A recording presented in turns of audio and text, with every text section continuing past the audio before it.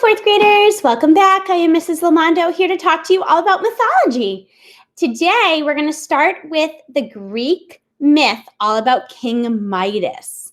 We'll learn a little bit about him before tomorrow or next time we're together checking out the media version. So, King Midas. King Midas was a powerful yet greedy man. He spent his days counting his gold, and at night he dreamed of great riches. No matter how much gold he received, it was never enough. One day, King Midas was out in his beautiful rose garden when he met a satyr, half man, half goat. The satyr was lost, so King Midas gave him some food and directed him back on the right path. The satyr was very grateful for the king and his assistance. He wanted to reward Midas by granting him one wish. King Midas thought long and hard. How could one wish fulfill his many wants? In fact, Midas felt a little cheated because he knew 3 wishes were the standard reward. He was just about to voice this very sentiment to the satyr when suddenly he had a brilliant idea.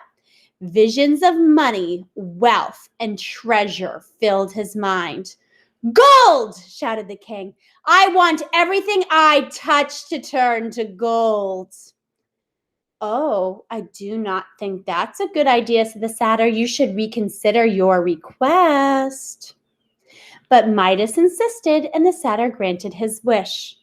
Midas could not wait to test out his new gift. He reached down and picked up a rock.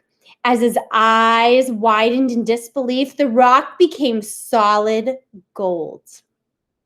The king was thrilled and began touching everything in sight: grass, leaves, acorns, flowers, tree branches. "I have the golden touch," he thought. He raced through the forest. The king was finally happy. He would be the richest man in the world. Back at the castle, King Midas demanded a huge celebration feast. He wanted meats, fruits, cheeses, and breads. Nothing but the best would do for the king now that he was going to be rich. As he sat down to eat, the chair turned to gold at his touch. He reached for a drink, and the cup turned into a golden goblet. In his hand, Midas went to take a sip of water, but suddenly choked on a lump of gold. He grabbed a piece of bread, bit into it. It too turned into gold. "Oh no!" cried the king. "I will surely die. I will starve to death."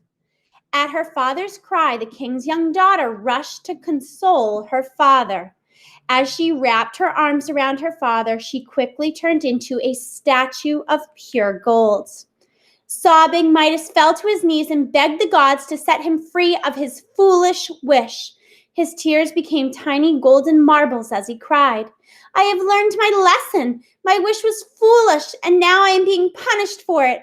I've learned that money cannot buy happiness. Family is more important. Please take all the gold and let things return to the way they were," begged the king.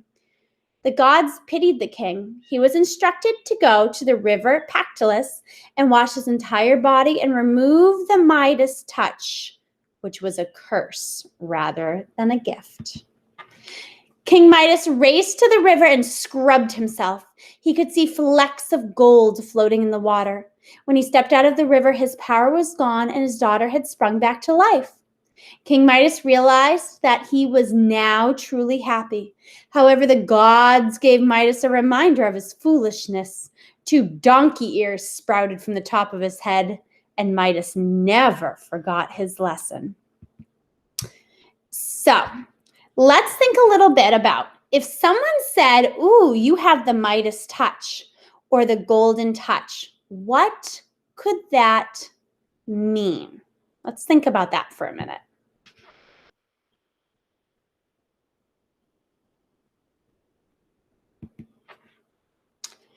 All right. When we think about the Midas touch, that's actually a mythical illusion. And it kind of reminds us to be careful what you wish for. Next time we are together, we will look at the media version of King Midas. We'll think about how it's different from the print version and go over our Google form that goes with it. All right, fourth graders, that's all for today. Until next time, see you then. Bye.